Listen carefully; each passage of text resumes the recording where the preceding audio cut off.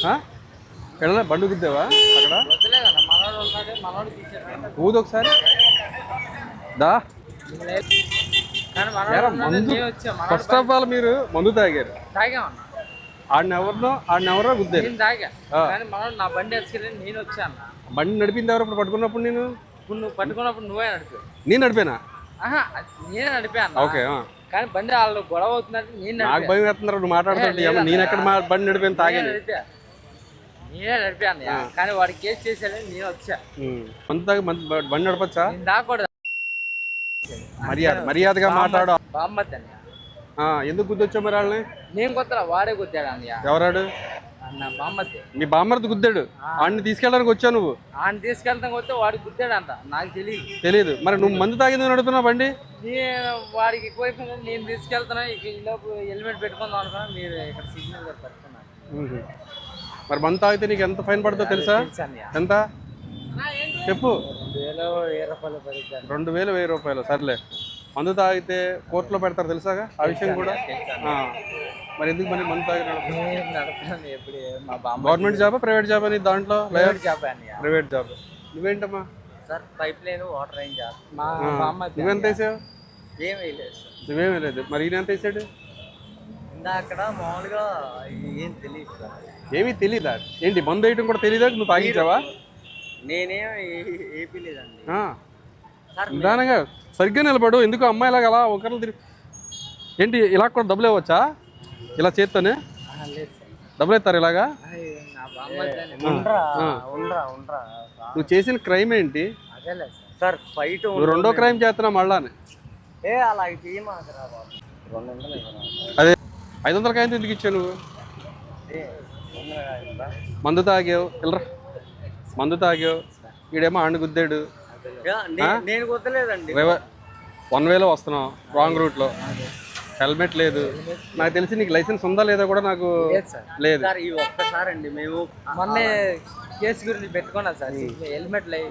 అర్థం కావట్లేదు. హెల్మెట్ కూడా ఉంది సార్. ఎంత వేసావు? 90 వేసావా? 3 క్వార్టర్లు వేసి సార్. 3 క్వార్టర్లా? 3 క్వార్టర్లు నిజాయితీ మెచ్చుకుంటున్నాను. ఏంటంటే వేసిన మందు కూడా ఎంత వేసావు కరెక్ట్గా చెప్పేసావు. చాలామంది మందు బాబులు చూశాను నేను. ఎవరో కూడా ఒక హాఫ్ వేసినా కానీ సార్ జస్ట్ ఇప్పుడే సార్ చిన్నదే 90లో సగం ఎంత వేసని చెప్తాను. మాట్లాడు. వీడు మాత్రం 3 క్వార్టర్లు వేసారని ఒప్పుని ఒప్పుకుంటున్నాడు. 3 క్వార్టర్లు వేసావు. 3 క్వార్టర్లు అంటే ఒక ఫుల్ బాటిల్ ఒక క్వార్టర్ తక్కువ అంతేనా? అంతే కదా? ఏమనుకోమాకండి సార్. ఒకసారి ఇన్ఛార్జ్ సార్. ఒకసారి వదిలేను సార్. తాళాలు నువ్వు చేసిన తప్పుగా 500 వదిలేనా? కాలు పట్టుకో. రేపొద్దున్న ఇలాగే మీ అమ్మగారు నాన్నగారు బండి మీద వెళ్తున్నప్పుడు ఎవడో మందు తాగి ఇలాగా రివర్స్ రూట్లో వచ్చి గుద్దేస్తాడు. వాడికి కూడా 500 ఇచ్చేసి ఇంటికి పంపించేస్తావా? మీ అమ్మగారికి మీ నాన్నగారికి చాలా తీవ్రమైన గాయాలు అవుతాయి. అమ్మ నాన్న లేరు అందుకని ఇలా తయారు. పాపం మేస్త్రి దగ్గర పని చేసుకునేవాడు. అదే ఇన్ఛార్జ్ చెప్తాడు. నువ్వేమో పని చేసుకునేవాడు. మాకు తెలియదు.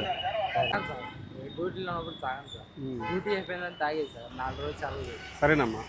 ఇప్పుడు ఏంటంటే నీకు డ్రంక్ అండ్ డ్రైవ్ కేసు పెడతాము. బండి అయితే మా దగ్గర పెట్టుకుంటాం. నీకు మందు దిగిన తర్వాత రేపు పొద్దున్న రా బండి తీసుకుని వెళ్ది. కానీ నీకు చెప్పేది తింటావా? ఓకేనా? రేపు పొద్దున్న మందు దిగిన తర్వాత తీసిరా. ఓకేనా? ఇప్పుడే కదా మమ్మీ డాడీ ఇద్దరు లేరన్నా? ఇప్పుడు అమ్మ వచ్చింది మళ్ళానే. అరే ఇప్పుడే కదా నీ నోడితేనే కదరా అమ్మ నాన్న లేరన్నావు.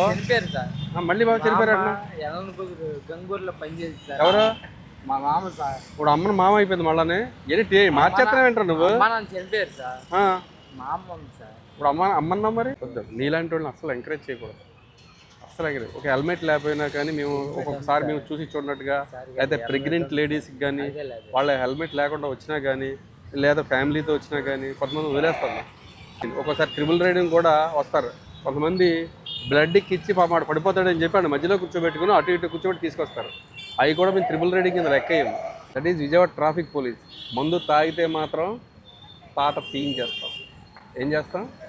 పాట తీయించేస్తాం మందు తాగి బండి నడిపితే. ప్రజెంట్ అయితే ఇక్కడ ఉండు. ఇప్పుడు నీకు డ్రంక్ అండ్ డ్రైవ్ పెట్టి పంపిస్తాను ఇట్లా ఓకే కొంచెం దేనికి తట్టుకోలేవు 3 క్వార్టర్ల మందు వేయగలిగిన కెపాసిటీ ఉన్నవాడు డ్రంక్ అండ్ డ్రైవ్ పెద్ద మీకు విషయమే కాదు. 3 క్వార్టర్లు అంటే మామూలు కెపాసిటీ కాదు మీది. ఏంటి చేయబట్టుకుంటున్నాను దూరంగా బాబా ఏంటి ఏమన్నా సారీ అబ్బా బాబా ఏం చదువుకున్నా ఏంటది అంటే నాకు తెలియదు ఎంఈసిఎస్ అంటే నిజంగా నాకు తెలియదురా. ఎంఈసిఎస్ అంటారు దాన్ని ఎంఈసిఎస్ అంట. ఓకే ఇంగ్లీష్ బాగొచ్చు నీకైతే. ఒక్కసారి వదిలే అన్నా. For more videos like this, subscribe Big TV channel.